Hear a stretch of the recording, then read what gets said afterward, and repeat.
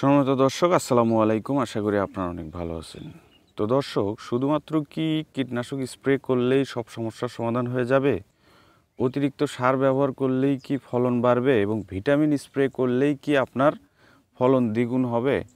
হ্যাঁ, এই তিনটা জিনিস কিন্তু ফসলের জন্য অত্যন্ত উপকারী এবং এটার যদি অতিরিক্ত ব্যবহার হয়ে যায় তাহলে কিন্তু পুরোটা উল্টো একটা ঘটনা ঘটবে। সেটা কিন্তু আপনার গাছের জন্য খুব ভালো একটা ফল নিয়ে আসবে না। এটা কিন্তু একটা ক্ষতির কারণ হয়ে দাঁড়াবে।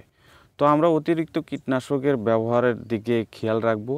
তো সম্মানিত দর্শক, আমি কিন্তু আমার মরিচের জমিতে অবস্থান করতেছি, যেখানে থেকে আমি আপনাদেরকে বিভিন্ন ধরনের সমস্যা এবং তথ্যমূলক ভিডিও আপনাদেরকে দিয়ে থাকি।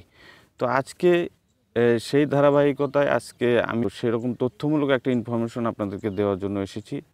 তো আমার পাশেই আপনারা দেখতে পাচ্ছেন যে একটা ইয়েলো স্টিকার। তো এই ইয়েলো স্টিকার সম্পর্কে অনেকেই জানেন, আবার কিন্তু অনেকেই জানেন না। তো যারা জানেন না তাদের জন্য আর কি নিয়ে আসলাম। তো আমি ম্যাক্সিমামই দেখেছি মরিচের জমিতে কিন্তু ইয়েলো স্টিকার ব্যবহার হয় না। এই ইয়েলো স্টিকার কিন্তু অত্যন্ত উপকারী। কেন উপকারী সেটাই সম্পর্কে বলবো, অবশ্যই ভিডিওটি দেখতে থাকুন। তো সম্মানিত দর্শক, এটা আমি আজকে আমার মরিচের জমিতে এগুলো দিয়েছি জায়গায় জায়গায়। এটা হচ্ছে ইস্পাহানি কোম্পানির একটা ইয়েলো স্টিকার, যেটাতে শোষক পোকা এখানে এইটা কিন্তু আঠালো। তো এটা শোষক পোকা জাতীয় যেগুলো পোকা রয়েছে সেগুলো কিন্তু এই হলুদ কালারের কারণে আকর্ষিত হয়ে এখানে এসে আটকা পড়ে যায় এবং উঠতে পারে না। তো আমরা কিন্তু এই শোষক পোকার জন্যই বিভিন্ন ধরনের কীটনাশক ব্যবহার করে থাকি।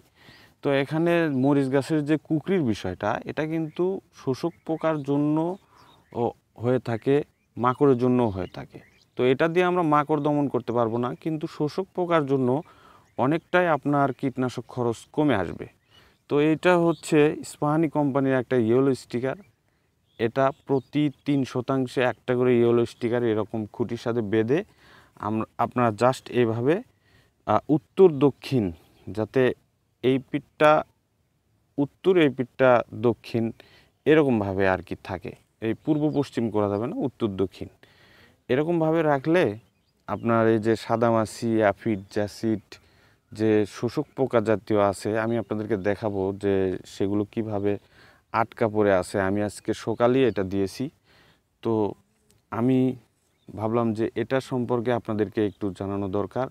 তো অনেকেই কিন্তু বিভিন্ন ধরনের কীটনাশক এবং শোষক পোকা দমনের জন্য অতিরিক্ত কীটনাশক ব্যবহার করে থাকেন। তো সেগুলো ব্যবহারের কারণে কিন্তু আমাদের গাছের অনেক ধরনের সমস্যা হয়ে থাকে। তো এ ধরনের যদি জৈব পদ্ধতিতে কোনো ধরনের কীটনাশক স্প্রে না করেই যদি আমি শোষক পোকা 50% দমন করতে পারি, তাহলে কিন্তু আমাদের জন্য অনেক ভালো, মানে স্বাস্থ্যের জন্য অনেক ভালো এবং গাছের জন্য অত্যন্ত উপকারী। আসলে আমরা কিন্তু এই শোষক পোকা কিন্তু চোখে দেখতে পাই না। আমরা জমিতে আসলে যদি আমরা পুরো জমি যদি ঘুরে গাছগুলো এভাবেও দেখি তাহলে কিন্তু আমরা এই শোষক পোকাগুলো চোখে পড়বে না, কারণ এত ছোট এবং ক্ষুদ্র, এবার বিভিন্ন কালারের হয়ে থাকে, সবুজ, সাদা এবং হলুদ, বিভিন্ন কালারের এই শোষক পোকাগুলো জমিতে ঘোরাফেরা করে। আমরাও কিন্তু শুধুমাত্র ফল ছিদ্রকারী এবং ডগা ছিদ্রকারী যেগুলো বড় বড় পোকা রয়েছে সেগুলোই শুধু দেখতে পাই, এই শোষক পোকা কিন্তু আমরা দেখতে পাই না। তো এই ইয়েলো স্টিকার যখন আপনি জমিতে প্রতিস্থাপন করবেন, তখন কিন্তু আপনি নিজের চোখে দেখতে পারবেন আপনার জমিতে কত ধরনের শোষক পোকা ঘোরাফেরা করতেছে এবং এরা কিন্তু আক্রমণ করতেছে। তো এই পোকাগুলো বেশিরভাগ ক্ষেত্রে কিন্তু রাত্রেবেলাতে আপনার জমিতে আক্রমণ করে এবং রাত্রেবেলাতে এরা ঘোরাফেরা করে, দিনের বেলাতে এদেরকে দেখতে পারবেন না।